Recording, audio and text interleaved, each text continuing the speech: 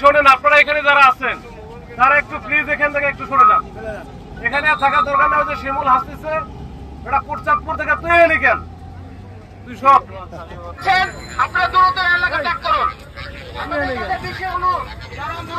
আমার বাবার বয়সী চলে যান। আপনারা যে যেখানে আছেন আপনাদের দায়িত্ব চলে যান। এখান থেকে আপনারা সরে যান।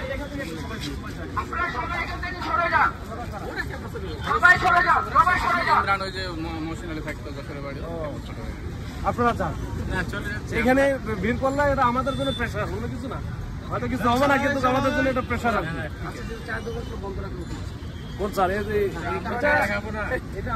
বাইরে তো ওই জন্য খুব বেশি করে নাই।